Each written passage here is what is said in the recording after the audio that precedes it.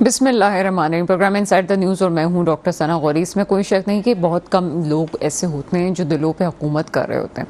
शायद खुदा की तरफ से उनकी शख्सियत में कोई ऐसी मकनातीसियत होती है या उनके अमाल या कुछ ऐसी खुदा की तरफ से भी कुछ चीज़ें होती हैं कि जनाब वो दिलों पर हुकूमत कर जाते हैं। उरूज और ज़वाल सबके साथ ही मौजूद है, लेकिन ऐसे भी लोग हैं जो कि अब भी बहुत से लोगों के दिलों में मौजूद हैं। यहाँ बात सिर्फ पाकिस्तान की तारीख में बहुत मशहूर शख्सियात की हम करें और सियासतदानों की बात करें तो जुल्फ़िकार अली भुट्टो की शख्सियत से इनकार नहीं किया जा सकता कि अगर पाकिस्तान की वो टिपिकल सियासत की बात करें, कौन कौन से सियासतदान थे जिन्होंने वाकई दिलों पे हुकूमत की, तो जुल्फ़िकार अली भुट्टो साहब थे। इसके अलावा जो अब हमें चीज़ नज़र आती है वो इमरान खान साहब की भी सूरत में नज़र आती है। PTI से बहुत सारी गलतियाँ हुई, उन गलतियों के बाद भी कुछ सियासी गलतियाँ ऐसी थीं कि जिसके बाद आज बानी चेयरमैन PTI जेल की सलाखों के पीछे हैं। बड़ी लीडरशिप का फुकदान इस पार्टी में देखा गया। आखिरकार जब इलेक्शंस हुए और इलेक्शंस में ये भी मानने वाली बात है कि ये पार्टी किसी भी तौर पे अपने नहीं पीछे नहीं हटी। अपनी तीसरे दर्जे की जो लीडरशिप थी उनको आगे लेके आए, परिंदों की तरह जो है लोग इनकी पार्टी से उड़ते चले गए। लेकिन अब भी हाल ये है कि कुछ ऐसी बातें नज़र आती हैं कि जिसमें खिलाफात फूटने का डर भी लगता है और मुख्तलिफ बयानात भी होते हैं। होते होते जनाब कुछ स्ट्रेटजीज बेहतर होती हैं और हमने बहुत से प्रोग्राम्स में ये बात कही कि पार्टीज़ के ऊपर बुरा वक्त आया और पाकिस्तान के में भी मुख्तलिफ पार्टीज़ पे, बड़ी पार्टीज़ पे ऐसा वक्त आया है कि जहाँ ऐसा लगता था कि दूसरी दफ़ा वो अपने पैरों पे संभल नहीं पाएंगे। और फिर उसके बाद मेच्योरिटी का लेवल भी होता है और उस मेच्योरिटी के लेवल के बाद बड़े अच्छे फैसले होते हैं। और पाकिस्तान में इस वक्त सबसे ज़्यादा मेच्योरिटी के लेवल पर किसी पार्टी को कहा जाए तो इस वक्त वो पीपल्स पार्टी है। लेकिन PTI के बारे में हम ये ख्याल कर रहे थे कि PTI को वैसा टफ टाइम नहीं मिला जैसे दूसरी पार्टीज़ को मिला, और इस दफ़ा जब मिला तो हम ये ख्याल करते थे, या दूसरी बहुत सारे तज्ज़ियाकारों का भी ये ख्याल था कि जनाब अब PTI इलेक्शंस के बाद जिस सूरत हाल में सामने आएगी तो 2028 में भी PTI के लिए इक़्तिदार के रास्ते खुले हुए हैं। एक पेज पे होना पाकिस्तान की सियासत ऐसी ही है कि एक पेज पे इस्टेब्लिशमेंट और सियासी पार्टीज़ का, लीडर्स का एक होना शायद मुल्क की सलामती, बका, सियासी इस्तेहकाम, माशी इस्तेहकाम तमाम चीज़ों पे मुनसर होता है। लेकिन ये एक पेज पे होना भी PTI के लिए नुकसानदेह साबित हुआ। आगे अब जो हुकूमत है वो भी ऐसा लगता है कि एक पेज पे मौजूद है, लेकिन उसके बावजूद भी शहबाज शरीफ साहब उस तरह से बात नहीं करते जिस तरह से चेयरमैन PTI करते हैं। अगर वाकई ऐसा है कि चेयरमैन PTI के इतने वोट्स हैं और सब कुछ ठीक चल रहा था, तो अचानक ऐसा क्या हुआ कि चेयरमैन PTI को मुख्तलिफ जगहों से अख्तलाफात का सामना करना पड़ा। बहुत से लोग ये भी कहते हैं जनाब कि चेयरमैन PTI खुद तो ठीक है लेकिन उनकी चॉइस बड़ी गलत थी, उनके आसपास के लोग बहुत गलत हैं। और आज भी ये कहा जाता है कि उनकी पार्टी में ऐसे बहुत सारे लोग हैं जो अब भी नैया डुबोने पे ही तुले हुए हैं। लेकिन आखिर वजूहात क्या थी, ये बड़े इंपॉर्टेंट पॉइंट है जो आज के प्रोग्राम में मैं इसको डिस्कस करूंगी। दूसरा, आज हम बात करेंगे यौम मई के हवाले से। यौम मई आज के दौर में अगर देखा जाए तो पाकिस्तान में स्पेशली, जो कि ज़रूरी मुल्क हम कहते हैं और पढ़ते भी आए शुरू से कि ज़रूरी मुल्क है, तो आज जो है वो मजदूर कौन है। और अगर बाकी पाकिस्तान के सिनारियों पर रख के सोचा जाए कि मजदूर कौन है, तो मजदूर आज का किसान है। लेकिन आज का किसान ही एहतजाज पे तुला हुआ है और वो अब दुआइयाँ दे रहा है कि हमारे साथ इंसाफ करो।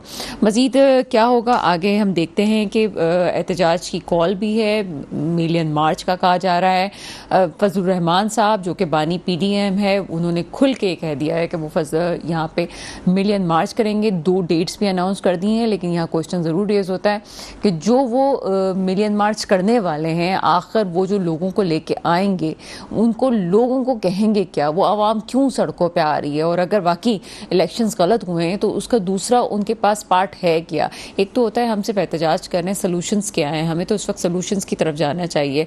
लेकिन क्या सड़कों पे आने के बाद भी कोई हमारे पास ऐसा सोल्यूशन है क्या हम वेलकम करें? जनाब ठीक है, हर किसी का हक होता है एहतजाज करना, लेकिन क्या पाकिस्तान इस बात का मुतहम्मिल है? तमाम मौज़ूआत पे बात करेंगे। मेरे साथ इस वक्त आरिफ अब्बासी साहब मौजूद हैं। PTI से आपका ताल्लुक है, ऐसे प्रोग्राम में आपको वेलकम करते हैं। जी अस्सलाम वालेकुम, थैंक यू जी। आरिफ अब्बासी साहब, इंट्रोडक्टरी पार्ट आपने सुना, काफ़ी तवील था। सबसे पहले तो इस बात पे बात करते हैं कि उरूज और ज़वाल की जो दास्तानें होती हैं, अभी आपके बानी चेयरमैन सलाखों के पीछे हैं, उसके बावजूद मुख्तलिफ चीज़ें भी सामने आ रही हैं। अगर मैं आपसे बहुत सादे लफ्ज़ों में पूछूँ कि खिलाफात हुए हैं, इस्टेब्लिशमेंट ही खाली उसकी वजह है, या ये भी वजह है कि आपकी पार्टी में जो लोग थे वो इस दहेज पे उन्होंने पार्टी को पहुंचाया जो आज हम देख रहे हैं? हाँ जी, बिस्मिल्लाहिर्रहमानिर्रहीम। बहुत शुक्रिया जनाब। असल में देखें, ये जो एपिसोड हुआ है पिछले 3 सालों में, तकरीबन 2022, 23 और अभी 24 आ गया है, तो इसमें बहुत सारे अवामिल थे जिनकी वजह से पाकिस्तान के अवाम और पाकिस्तान की मईशत ने बहुत सफ़र किया है। बहुत सियासी तौर पे तबाही हुई है, इक़्तिसादी तौर पे तबाही हुई है, और माशी तौर पे हम बहुत पीछे चले गए। उसकी कोई इंटरनेशनल जो पॉलिटिक्स थी, जो इंटरनेशनल पावर प्लेयर्स थे, उनके मुफादात पाकिस्तान को अल्लाह तबारक तआला ने जोग्राफियाई हैसियत ऐसी दी है कि उनके बहुत सारे मुफादात जुड़े हुए थे पाकिस्तान की पॉलिसीज के साथ, चाहे अफगानिस्तान का मसला हो, ईरान का मसला हो, मिडिल ईस्ट का मसला हो, इसराइल का मसला हो। तो वहाँ उन्हें पाकिस्तान में एक ऐसा शख्स जो कि पाकिस्तान की बात करता हो, पाकिस्तान के मफादात की बात करता हो, इंडिपेंडेंट खारजा पॉलिसी की बात करता हो, वो बंदा सूट नहीं करता था।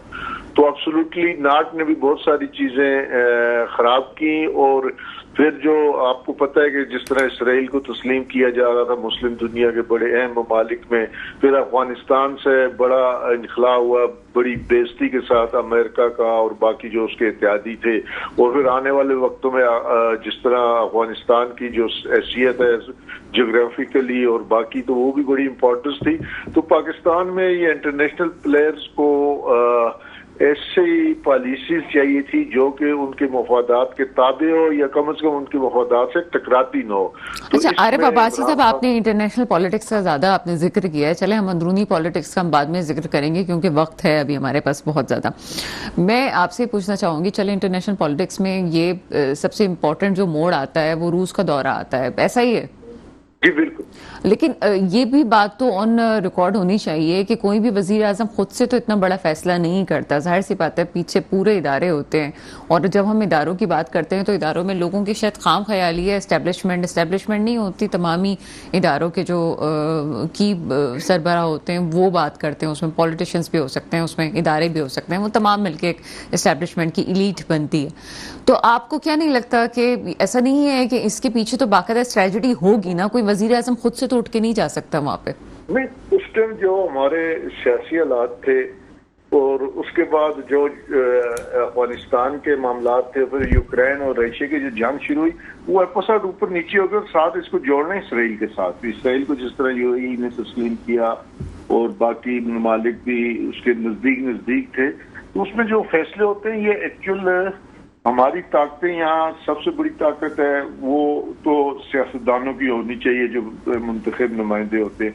उसके बाद हमारी वजारत खारजा जो लॉन्ग टर्म पॉलिसीज के कुछ लाइनें ड्रा की होती हैं कि आने वाले हालात को विजुलाइज करके तो भाई यहाँ हमने क्या करना है। और फिर डेफिनेटली हमारे जो दिफाई इदारे हैं वो भी अपनी इनपुट देते हैं। तो ये कलेक्टिव डिसीजन होते हैं, लेकिन उसके कॉन्सिक्वेंसेज इतने ज्यादा बुरे तरीके से आए कि जो हमारी आलमी ताकतें, स्पेशली अमेरिका और यूरोपीय यूनियन, इनके शायद मफादात को बड़ी जद पड़ी। और फिर हमने अक़वाम मुत्तहिदा में चूंकि अमेरिका का साथ नहीं दिया वो करारदाद में, तो उसकी वजह से उन्होंने आने वाले वक्त को देखते हुए कहा कि अगर इमरान खान यहाँ होगा और ये जिस तरह कन्विंस करते हैं, उसने इमरान खान बिल्कुल उसमें वजारत खारजा भी ऑन बोर्ड थी, हमारी सियासी पार्टियां भी तकरीबन ऑन बोर्ड थी, और साथ जाहिर है जो दिफाई इदारे उनकी इनपुट भी थी। तो यहाँ पाकिस्तान में इतना मसला नहीं था, लेकिन उसके बाद जो हालात इंटरनेशनली जो वो उसका फीडबैक आया या इंटरनेशनली उसका जो वो रद्द अमल आया वो बड़ा खतरनाक था। और उस पर इन्होंने अपने पाले होते हैं यहाँ सियासतदान बहुत सारे जो जिसको वो अपने जरूरत के मुताबिक इस्तेमाल करते हैं। तो उन्होंने फिर इस तरह के हालात पैदा कर दिए कि पाकिस्तान की सियासी सूरत हाल गैर मुस्तहकम हो। हालांकि उस टाइम GDP तकरीबन 5.9 पे था और आपके ज़र मुबादला के ज़खायर $16 बिलियन। बिल्कुल ठीक है। अब यहाँ हम थोड़ा थोड़ा चीज़ों को सही तरह से डिस्कस करते हैं। आपने कहा कि आलमी तौर पे जो थी ये उसके नताइज बुरे बहुत सामने आए, लेकिन शायद नताइज एक शख्स को भुगतने पड़े। बहुत सारे लोग जिसमें डिसीजंस मेकर होते हैं वो शायद पीछे उन्होंने कदम हटा लिए, लेकिन ये पहली दफ़ा तो पाकिस्तान में नहीं हुआ है। जुल्फ़िकार अली भुट्टो से लेके ज़िया उल हक हो गए, जुल्फ़िकार अली भुट्टो है, बेनज़ीर भुट्टो साहिबा हैं, या फिर जनरल ज़िया हैं, ये तमाम लोग भुगत चुके हैं। इसके अलावा इसके ये भी हम नहीं कह सकते कि पाकिस्तान जब एटमी ताकत बना उस वक्त हमें आंखें नहीं दिखाई गई या दबे लफ्ज़ों में हमें ये नहीं कहा गया कि जनाब गुस्से का इजहार नहीं किया गया, धमकियां नहीं मिली, आलमी सतह पर मिली हैं, ये सब कुछ चीज़ें हुई हैं। तो इमरान खान साहब कोई पहले लीडर तो नहीं थे कि जिनके साथ ये सब कुछ हुआ होगा। नहीं, उसमें मेरा मकसद ये है कि सिर्फ इमरान खान है या पीटीआई ने वो नताइज नहीं भुगते, वो एज ए नेशन हमने पूरी कौम ने भुगते, अवाम ने भुगते, इक्तिसादी तौर पे, माशी तौर पे। फिर जो हमारे ज़र मुबादला के ज़खायर विद इन 6 to 8 month वो 3 बिलियन पे पहुंच गए, तो उसमें हमें नुकसान एज ए होल नेशन हुआ है, उसमें सारे लोगों को हुआ। उसमें आप ये नहीं कह सकते कि पीटीआई या इमरान खान, उसमें सबसे बड़ा नुकसान जो हुआ वो पाकिस्तान के अवाम का हुआ है। जो इन पे महंगाई का जो एक बमशेल गिरा, उन्हीं दिनों डॉलर अबाउट 300 के करीब चला गया, पेट्रोल 176 से 250 पे चला गया। इसी तरह हमारे सारे मामला, या तब वो एक्चुअल इंटरनेशनल कुव्वतों के पास इतनी ताकत है कि वो हमारे जैसे मुल्क, तरक्की पजीर मुल्क को वो डिस्टेबलाइज करने में उनको ज्यादा मेहनत नहीं करनी पड़ती, उनके पास तैयार प्लान होते हैं। तो एज ए नेशन अभी पता नहीं हम कितना सा भुगतेंगे उसके जो कॉन्सिक्वेंसेज हैं। अल्लाह करे कि ये जो बेड पे है जल्दी निकल जाए।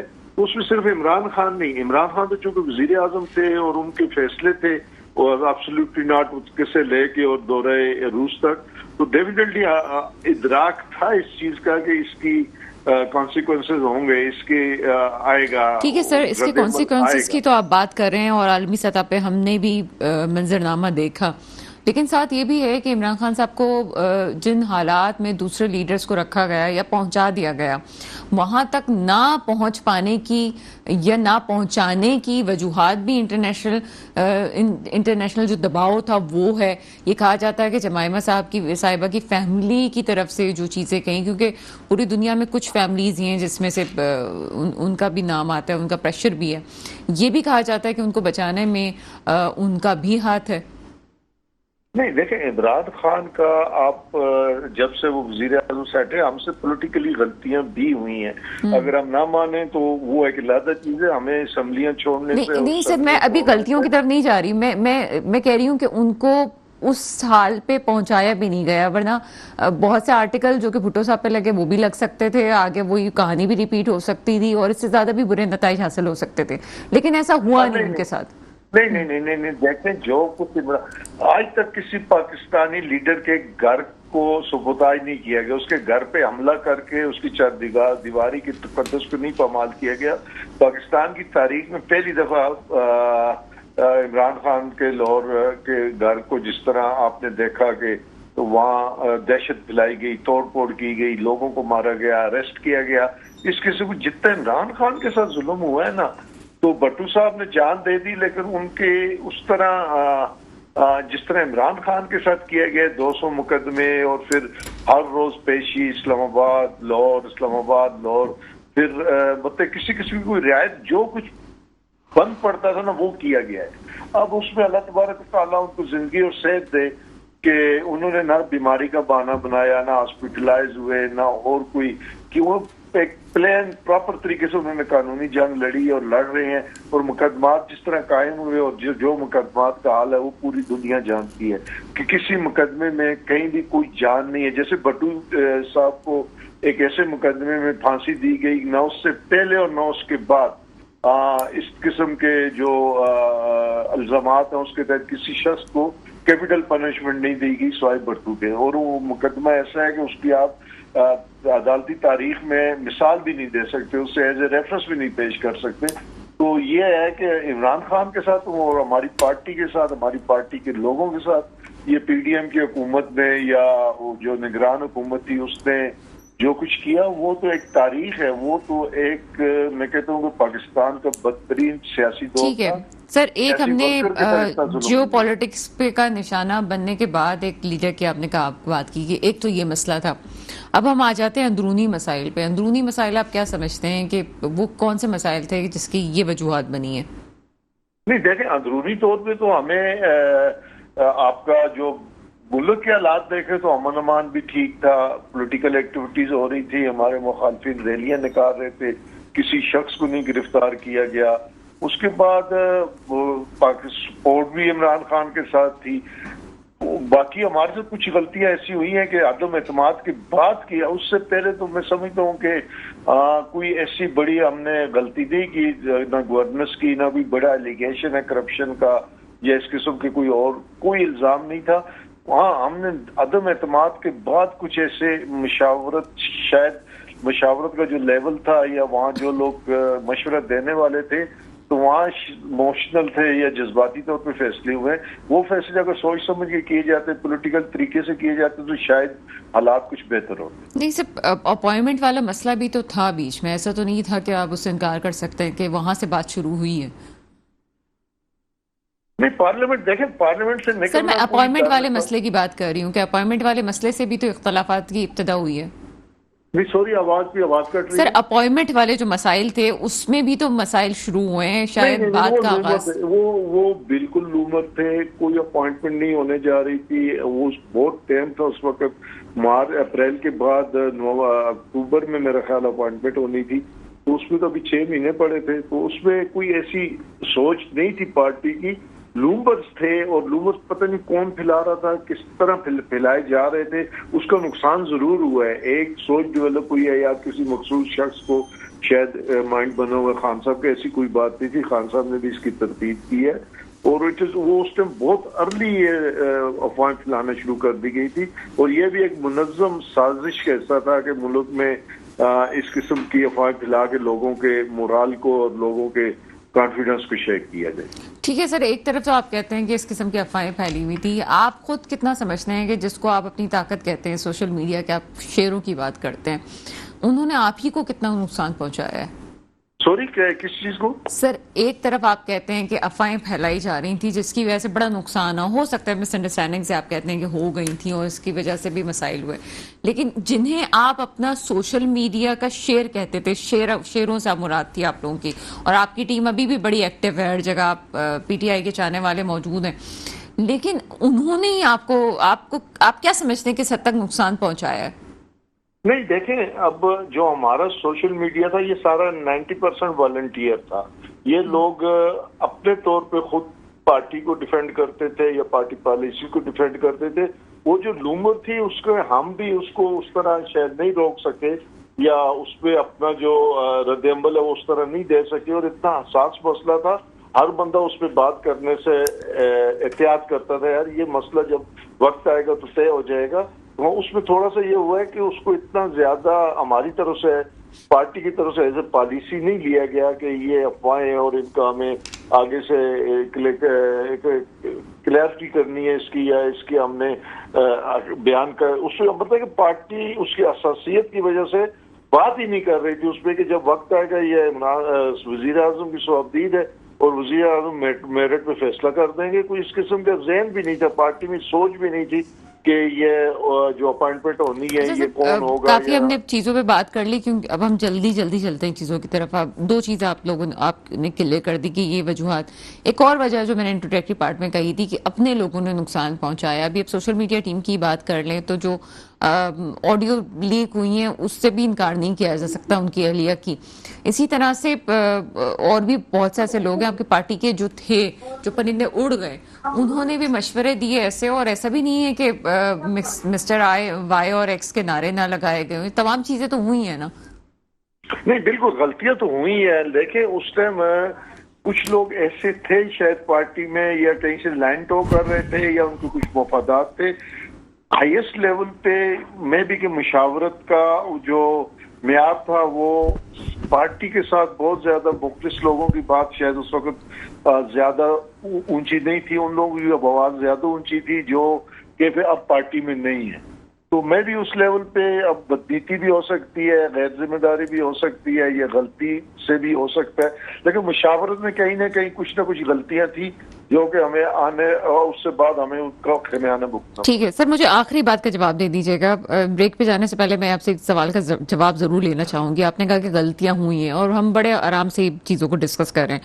मुझे ये बताएं कि वो गलतियां दोहराने में अभी अमीन अली गंडापुर भी क्या उसी नहज पे तो पार्टी को नहीं लेके जा रहे कि जिस तरह जानबूझ के एक लाइन खींची जा रही थी और उसी तरह के हमें बयानात नजर आ रहे हैं। वही चीजें हमें दोहराती नजर आ रही हैं, रिपीट होती हुई, जो हम पहले देख रहे थे, जिसमें खास तौर पे पता चलता था कि पीटीआई को तोड़ने की कोशिश की जा रही है या फ्रंट लाइन में खराब करने की कोशिश की जा रही है इसके इमेज को। नहीं नहीं, देखें, मैं एक बात आपको गारंटी से कहता हूँ, पाकिस्तान तहरीक इंसाफ की जो मेजॉरिटी है ना हम वर्करों की, इनमें ज्यादातर लोग middle class, upper middle class के हैं, पढ़े लिखे लोग हैं, समझदार लोग हैं, और इनकी पहली प्रायोरिटी पाकिस्तान है। मतलब सियासत से ज्यादा अहमियत पाकिस्तान की सालमियत, खुद मुख्तियारी और पाकिस्तान के तहफ़्फ़ुज़ की है। कोई ऐसा काम पीटीआई का कोई वर्कर नहीं करेगा जिससे पाकिस्तान की सालमियत को, इत्तेहाद को, यकजहती को नुकसान पहुंचे। हाँ, आइन के अंदर रहते हुए, कानून के अंदर रहते हुए जो हकूक आइन पाकिस्तान देता है पाकिस्तान की शहरी को, उसके मुताबिक अगर कोई प्रोटेस्ट हुआ तो बिल्कुल कानून के मुताबिक होगा। और पीटीआई का वर्कर कभी भी किसी ऐसी चीज में वो नहीं पार्टिसिपेट करेगा जिससे स्पेशली पाकिस्तान के इत्तेहाद को, यकजहती को कोई नुकसान पहुंचने का अंदेशा हो। लेकिन आप ये समझते हैं कि मरवा साहब हो गए, अमीन अली गंडापुर हो गए, या आप समझते हैं बेहतर रवैया है इनका? ऐसा नहीं है कि पार्टी के इमेज को नुकसान पहुंचा रहे हैं? नहीं, देखिए, कुछ ऐसी चीजें हुई हैं पिछले दिनों, दानिस्ता या ना दानिस्ता, जैसे मरवत साहब का बयान था सऊदीया के बारे में, या इस किस्म की कुछ चीज हुई है। लेकिन देखिए, जब लीडर अंदर है, लीडर डायरेक्ट अपने वर्कर से कन्वे नहीं कर सकता अपना पैगाम, तो उसमें फिर इस किस्म की मामलात हो जाते हैं। तो हम तो सिर्फ इमरान खान और इमरान खान से मुंह से निकली हुई बात को, अब खान क्या कहता है और वो जो चीज पब्लिक होती है उसमें और उसमें कितना फर्क होता है, ये हम नहीं जान सकते। तो मैं समझता हूँ कि मैं वर्कर की बात कर रहा हूँ, वर्कर कभी भी किसी ऐसे अमल में हिस्सेदार नहीं होगा जिससे पाकिस्तान की यकजहती या तहफ़्फ़ुज़ को नुकसान पहुंचे। बहुत शुक्रिया आरिफ अल अब्बासी साहब हमारे साथ मौजूद थे। कभी ऐसा भी होता है कि ठंडे दिमाग से चीज़ों को समझने की कोशिश की जाए। मैंने आज कॉस्ट क्वेश्चंस बहुत ज़्यादा इस वजह से भी नहीं किए कि चीज़ें अगर बेहतर तरीके से मौक़िफ़ उनका सामने आए और हम बहुत क्लियरली इस चीज़ को समझ सकें, तो ये भी बेहतर होता है कि उनका मौक़िफ़ भी आए, पार्टी का मौक़िफ़ भी आए। चीज़ों को बेहतर तरीके से समझना ज़रूरी होता है। ज़रूरी नहीं है कि हर चीज़ों पर आप इख्तलाफ की बात करते हैं। हो सकता है कि हम इन बातों को सुन के जो है बाद में इसका जवाब भी दे सकें, लेकिन बेहतर ये था कि अभी चीज़ों को क्लियर किया जाता है पाकिस्तान की बेहतरी, सलामती और सियासी इस्तेहकाम के लिए। एक छोटा सा ब्रेक है, ब्रेक के बाद आपके सामने हाजिर होते हैं। ब्रेक के बाद आपके सामने हाजिर हैं और बात सियासत की हो रही है। तो फजलुर रहमान साहब इस वक्त जो है वो अपने तौर पे आगे आना चाहते हैं, और आगे आके दो तीन चीज़ें होती हैं। या तो आप ये बताना चाहते हैं कि जनाब मेरी भी हैसियत है, मेरी बात सुनो, या फिर आप ये कहना चाहते हैं, मैं सियासतदानों की बात कर रही हूँ, या फिर आप ये बताना चाहते हैं कि आप पाकिस्तान की तरक्की और डेवलपमेंट के लिए जो है बहुत कुछ करना चाहते हैं और आपके पास दूसरा कोई रोड प्लान मौजूद है और जिस पे अमल करके पाकिस्तान आगे तरक्की कर सकता है। एक और चीज जो फॉर्म 45-47 की बात होती है और कहा हमेशा एक जमीन को झंझोड़ने की बात की जा रही है, तो ये भी सोचने की बात है कि चलें जनाब फॉर्म 45-47 वाले मसाइल को हल कर भी लेते हैं। तो मौलाना फजलुर रहमान साहब फिर केपी में किस पोजीशन पे सामने खड़े हैं, जबकि वहां पे अमीन अली गंडापुर साहब भी मौजूद हैं। तीसरी चीज यहाँ पे है कि क्या ऐसा सेकेंड प्लान है आपके पास कि चलें जनाब तमाम सेटअप्स को खत्म कर देते हैं, तमाम चीजें एक तरफ हो जाती हैं, तो फिर ये इसका आगे होगा क्या? आप बड़ी तादाद आवाम की आप रोडों पे लेके आ रहे हैं, उनके पास मदरसों की ताकत भी मौजूद है, बहुत से लोग आए होंगे, आप ही चाहेंगे, और अपनी लीडर से वालेहाना मोहब्बत के बाद बहुत से लोग तो सड़कों पे आ भी जाते हैं। लेकिन ये जो आवाम सड़कों पे आ रही है, क्यों आ रही है? क्या आवाम को खुद भी पता है कि वो क्यों आ रहे हैं? ये मिलियन मार्च की बात क्या कर रहे हैं? बिल्कुल फजलुर रहमान साहब के पास बहुत बड़ी ताकत भी मौजूद है, आवाम उनके साथ है, जो उनके मदरसे के लोग हैं, जो मजहबी जमातें हैं उनका साथ भी देती हैं, बिल्कुल ठीक है। लेकिन आखिर एजेंडा है क्या होगा?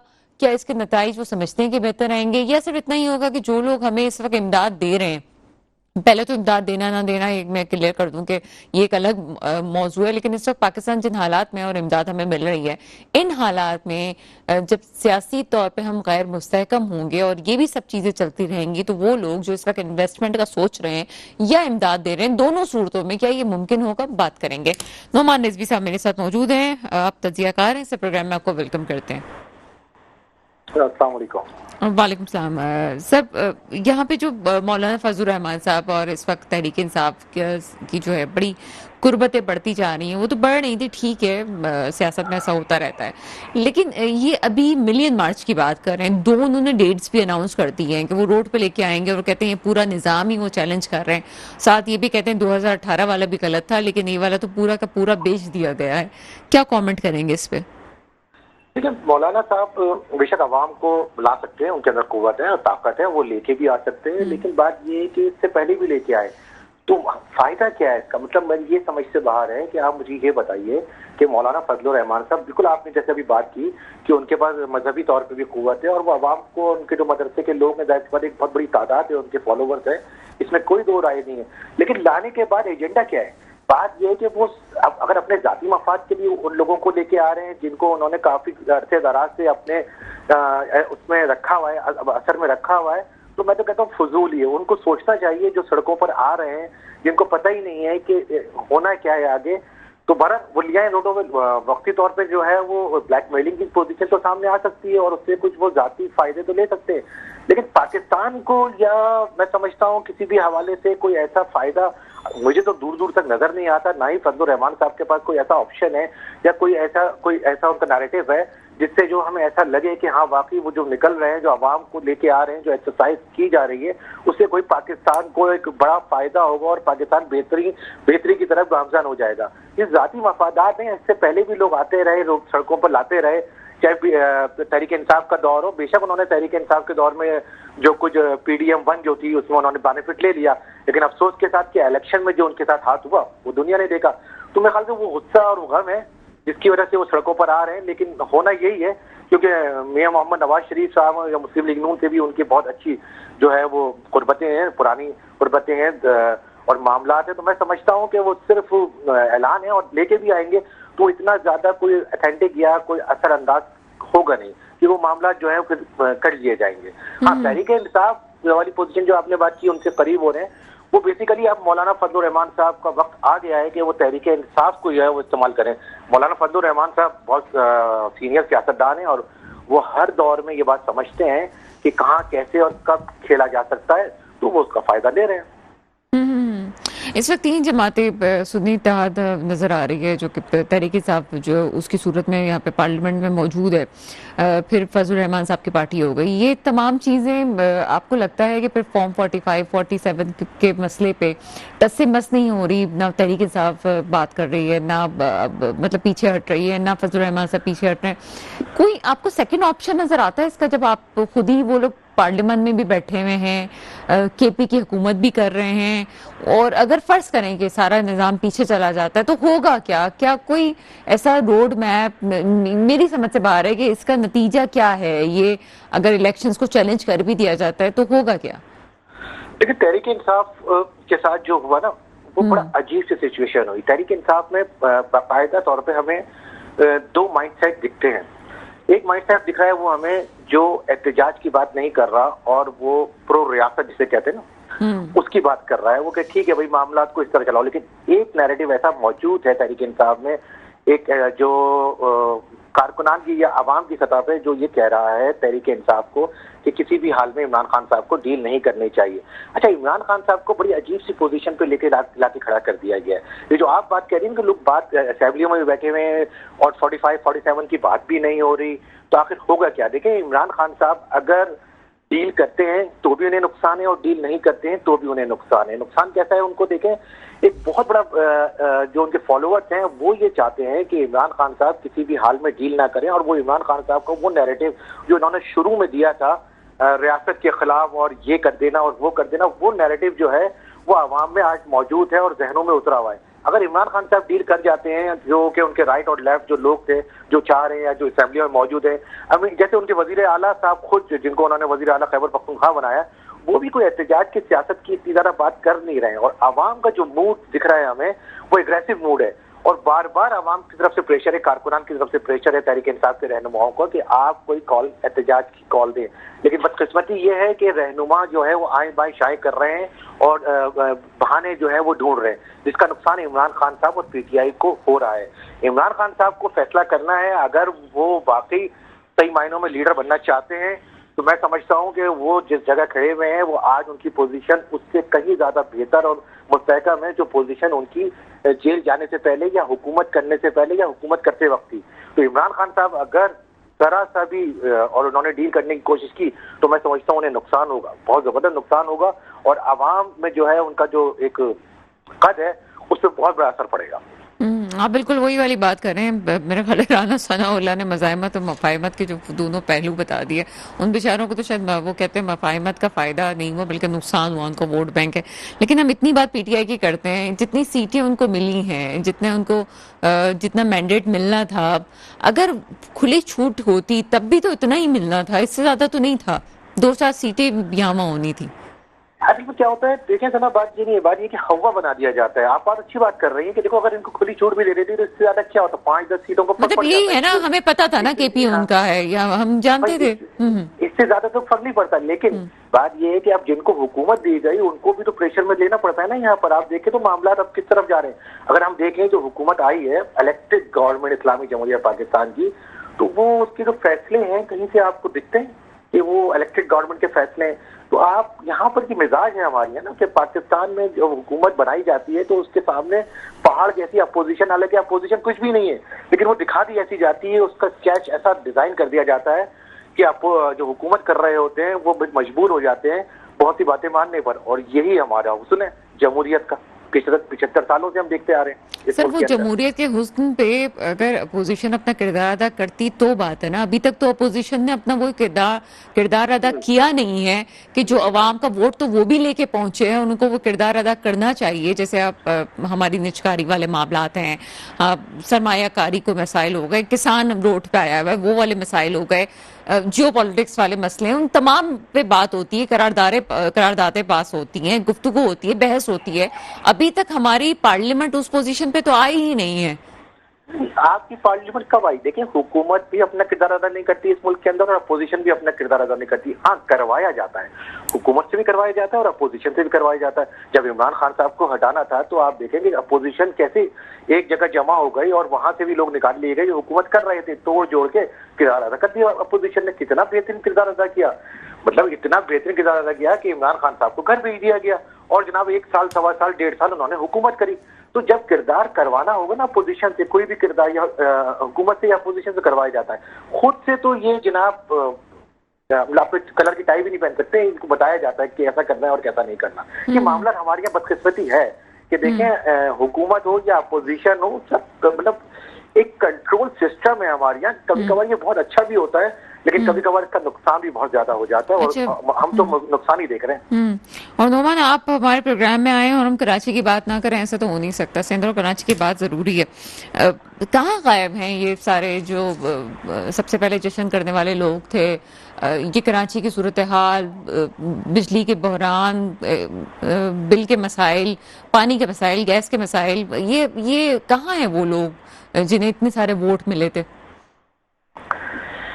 असल में बात यह है कि देखें फिर वही वाली बात आ गई, वोट मिले थे। अब ये भी बड़ा एक सवालिया निशान है ना। देखिए यहाँ पर बात ये कि अगर वाकई इनको वोट मिल जाते तो मैंने आपको ये बात पहले भी कही कि देखिए कराची की सियासत अग्रेसिव सियासत थी। अब वो रूट्स नहीं रहे एमक्यूएम के, जो रूट्स किसी जमाने में हुआ करते थे और एमक्यूएम की बात में वतन हुआ करता था।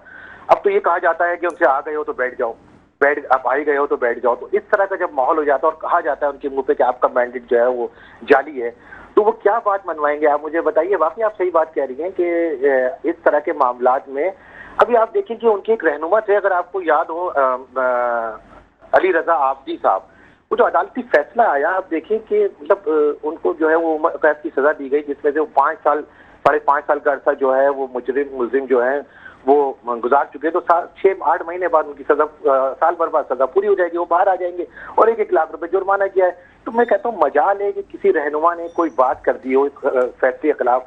कराची में रोज मामूल पे जो है वो बानियाने पाकिस्तान की औलादें जो है वो मामूली रकम पर जो है वो कत्ल की जा रही हैं। ऊपर से सितम ज़रीफ़ी देखें कि उनके कातिलों पर रहम किया जा रहा है लेकिन उन पर रहम नहीं किया जा रहा, तो उस पर वो बोलने को तैयार नहीं है किसी भी पहलू पे। तो मेरी समझ से बाहर यह है कि वो किस तरह कराची के मसाइल पे कोई बात करेंगे। मतलब इनको तो ऐसा, मतलब जो कह दिया जाता है वो उनके लिए जो है वो आखिर होता है, लफ्ज़ आखिर होता है, वो उसी पे अमल पैरा है। आज जरदारी साहब से उन्होंने मुलाकात की, एक दफा मुबारकबाद दे दिया आपने, फिर दोबारा मुबारकबाद दे रहे हैं। मतलब आप कराची के लोगों पे नमक पाशी कर रहे हैं। अच्छा, क्योंकि सब खिलाफ थे वो कि आपने जरदारी साहब को वोट दे दिया, उसके बाद फिर मुबारकबाद एक बार नहीं दूसरी बार फिर जाके दे रहे हैं आप। मेरी समझ से बाहर है, वो कराची के मसाइल पे कब बात होगी, वो यहाँ वाली बात की कौन सी करारदाद है कब पेश होंगी। यहाँ अंबार लगा हुआ है शहर का, कोई पुरसाने हाल ही नहीं है। अब तो आपके पास इससे मेरा ख्याल है ये मैसेज आ रहा होगा, जो मैंने बहुत से प्रोग्राम्स में डिस्कस किया है, कि मुझे समझ नहीं आता कि सब पीपल्स पार्टी मौजूद है और एमक्यूएम भी मौजूद है, लेकिन कोई जिम्मेदारी नहीं ले रहा है इस वक्त कराची के हवाले से, स्पेशली कोई अपनी रिस्पॉन्सिबिलिटी। चले ये मुलाकात शायद ये शो कर रही हो। मैं एक बहुत इंपॉर्टेंट क्वेश्चन आपसे पूछना चाहूंगी कि हम ये कहते हैं जी मसाइल की तरफ पॉइंट आउट नहीं किया जा रहा, लेकिन ये भी तो एक नफ्सियाती हकीकत है कि उस वक्त किया जाता है जब आप खुद यकजहती की तरफ हों, आपको पता हो कि आपकी तरफ से बात करने वाला कौन है। आप क्या समझते हैं कि एमक्यूएम में अंदरूनी तौर पे क्या मसाइल बिल्कुल ठीक है?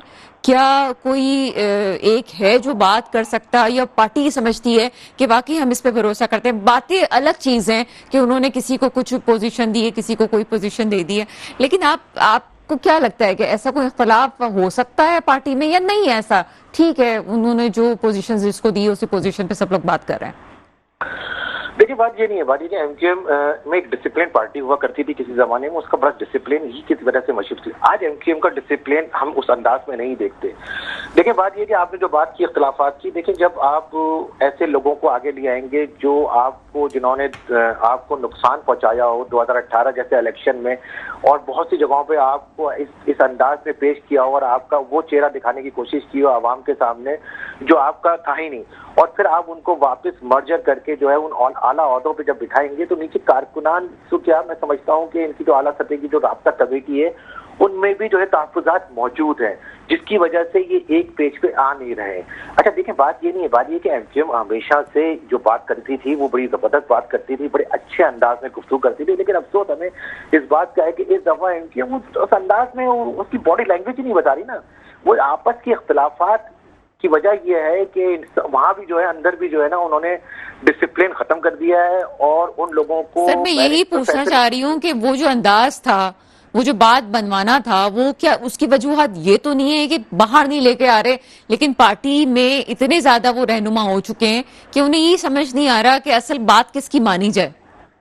नहीं देखिए इन्होंने एक 3 रुकनी कमेटी के खालिद मकबूल सिद्दीकी साहब एक बेहतरीन इंसान है, बहुत सुलझे हुए इंसान है, नफीस तरीन इंसान है, उनकी खिदमत से कोई इनकार ही नहीं है। ना उन पे कभी तो हमने करप्शन के मुकदमात देखे, ना हमने उनकी कोई इस तरह का स्कैंडल देखा, और वो बात अच्छी करते हैं, लेकिन मजबूरी क्यों मजबूरी है? खालिद मकबूल सिद्दीकी साहब को स्टेप लेना पड़ेगा। देखें तमाम राब्ता कमेटी के लोग खालिद मकबूल सिद्दीकी साहब की तरफ देख रहे हैं, वो इस वक्त पार्टी के हेड हैं, उनको बोल्ड स्टेप लेना है। बात ये है कि बेशक आप पे 10,000 प्रेशर हो, लाखों प्रेशर हो कि आपको इसको भी एडजस्ट करना है, उसको भी एडजस्ट करना है, लेकिन एक पार्टी का हेड होता है, और खालिद मकबूल सिद्दीकी साहब कोई नए पार्टी में मौजूद नहीं है, ये एक अरसा जमानत है और एपीएमएसओ के चेयरमैन रहे और तंजीम के हवाले से बहुत मजबूत किरदार रहा है इनको। तो मैं समझता हूँ राब्ता कमेटी के साथ साथ कारकुनान भी इस वक्त खास तौर पर खालिद मकबूल सिद्दीकी साहब की तरफ देख रहे हैं कि खुदा के लिए आप बोल्ड स्टेप लें, जो सही बात है, जो डिजर्व करता है, जिसको जहां उसको वहां रखा जाए। ये जो आप प्रेशर लेके लोगों को ओहदे दे दिए गए और उनको आगे कर दिया गया, जो नाअहल हैं,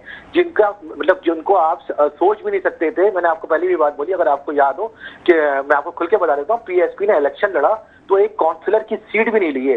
पीएसपी जब एमक्यू में मर्ज हो जाती है तो जनाब उनका रेशो आप देख लीजिए, कोई एमएनए कोई एमपीए। तो ये बात खालिद मकबूल सिद्दीकी साहब को सोचनी चाहिए कि देखें जो आपके पुराने साथी हैं, जो आपके पुराने लोग हैं, जो आपके साथ जुड़े हुए हैं, खुदा के लिए उनको आप नजरअंदाज ना करो। नजरअंदाज करने की वजह से एमक्यूएम में इख्तिलाफात जन्म ले रहे हैं। अच्छा, बहुत बड़ी वजह सर, चूंकि प्रोग्राम अपने आखिरी मराहिल में जा रहे हैं, लेकिन मैं चाहती हूँ कि आप गुफ्तगू इस इस पैराए पे भी करें।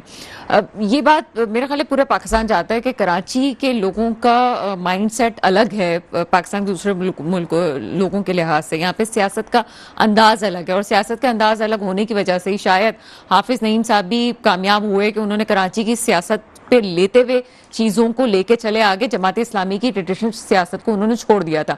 इसी तरह से क्या जब समझते हैं कि एमक्यूएम के लीडर्स की बाकी कराची की ये सियासत है, कराची लोग वालों का ये माइंडसेट है, इस तरह से आगे बढ़ना है, ये अलग अलग लीडर्स इनके छोटी छोटी बातों पे आके सिर्फ कैमरा के सामने बयानात तो जरूर दे रहे हैं, लेकिन मसाइल के हल की तरफ कोई एक शख्स भी उठ के एक बोल्ड स्टेप नहीं ले रहा है। ये कराची वाले भी देख रहे हैं। अगर वो वोट उनको जैसे भी मिला, अभी हम उसको चैलेंज नहीं कर रहे कि मिला था कि नहीं मिला था, लेकिन अगर मिल भी गया है तो पूरी की पूरी कयादत हमें कहीं ग्राउंड पे नजर नहीं आती।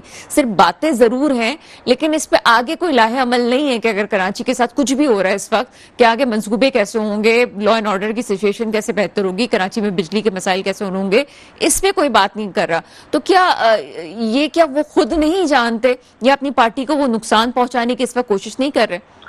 देखिए, मेरा अंदाजा है कि तर्जिया है कि मुझे ऐसा लगता है कि एमक्यूएम ये चाहती है कि शायद पीएस पार्टी जो है वो सिंध हुकूमत में उनको शरीके दार बनाएगी, जिसकी वजह से वो पीएस पार्टी के खिलाफ एग्रेसिव नहीं हो रहे और ये नुकसान कर रहे हैं वो अपना। देखें, इन्हें वही वाली बात कि कराची का माइंडसेट, देखें ये जितनी जल्दी हो जाए ये बात समझ जाए कि पाकिस्तान पीएस पार्टी इनको सिवाय लारे के देने के और कुछ नहीं देगी। अगर ये समझते हैं कि वो सिंध हुकूमत में इनको शामिल कर लेगी तो ये एमओको की जन्नत में रहते हैं। इन्हें जितनी जल्दी हो जाए पीएस पार्टी का असल चेहरा लोगों को दिखाया जाए कि पाकिस्तान पीएस पार्टी ने 15 साल और अब ये नई हुकूमत आ गई है उनकी और वो क्या कर रहे हैं। लेकिन ये मुझे अफसोस की बात यह है कि देखें, वो जो स्नैचिंग के मामला पे भी इन्होंने कहा है कि ईद के बाद करेंगे, वो कौन सी ईद आएगी मेरी समझ से बाहर। जितनी जल्दी हो सके एक रास्ते पोजीशन पे ले अपने आप को।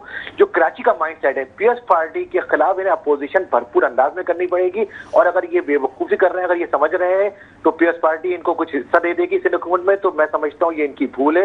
इन्हें जितनी जल्दी हो सके पाकिस्तान पीएस पार्टी के साथ खुल के अपोजिशन करनी चाहिए, ये इनके लिए बेहतरी है और कराची वाले भी यही बात कर रहे हैं, वो भी यही चाहते हैं। लेकिन अफसोस ये है कि ये मफाहमत की बात कर रहे हैं, पता नहीं क्यों वजह यही लगती है मुझे कि हुकूमत में हिस्सेदारी चाहिए इनको, और तो कोई मुझे कोई रिश्तेदारियां तो है नहीं पाकिस्तान पीएस पार्टी से किसी की। और अब तो लंदन से भी फोन नहीं आते कि हाँ भाई पाकिस्तान पीएस पार्टी से जो है मफाहमत कर लो। अब तो आप पाकिस्तान में रहते हुए पाकिस्तान की सियासत कर रहे हो, अब तो आप खुद फैसले कर रहे हो, अब तो आपको कहीं फैसले आ भी नहीं रहे। तो अब आखिर क्या वजह है, ऐसे कौन बीच में आ रहा है, क्या मामला है, क्या तहफ्फुज़ात हैं जो पीएस पार्टी से आप इतने शेरो शकर बैठे हुए हो।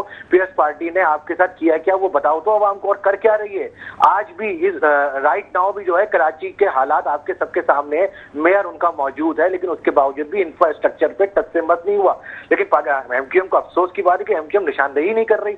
एमक्यूएम से जब पाकिस्तान पीएस पार्टी की आप बात करेंगे तो वो गोल मोल हो जाएगी। आज माशाल्लाह आप तैयार होके गए तो जरदारी साहब से मिलने, बड़े खुशबाश भी लग रहे थे, लेकिन उसका बेनिफिट क्या है। इस शहर को खुदा के लिए आप अक्लमंद, आपने इस शहर के लिए, इस शहर ने आपको वोट दे दिया। जैसे आपने कहा कि ठीक है हम उसको चैलेंज नहीं करते, अभी आपके पास मैंडेट है। जब आपके पास मैंडेट है, आवाम का मैंडेट है, तो आपको तो चाहिए आप पीएस पार्टी के आपको में आके डाल के बात करें। भाई शहर के मसाइल आपने हल करने हैं, अब किसी और ने थोड़ी हल करने हैं। असेंबली के मेंबर आप हैं, आपने असेंबली में आके तकरीर करनी है, आपने बिल पास कराने, आपने अपोजिशन करनी है। लेकिन अफसोस के मैं समझता हूं कि शायद कोई ना कोई मामला जरूर है इनके, यही वजह लग रही है कि शायद ये इन्हें उम्मीद है कि शायद ये हुकूमती हिस्से में शरीकेदार बन जाए। इससे ज्यादा तो मुझे कुछ समझ नहीं आता। चलें, बहुत शुक्रिया नुमान रिजवी साहब मेरे साथ मौजूद थे। प्रोग्राम का वक्त खत्म होता है, दुआ वही जो हमेशा होती है, मेरे मुल्क पे वो हुक्मरान आए जो वाकई मेरे मुल्क के मुस्तकबिल की हिफाजत करें।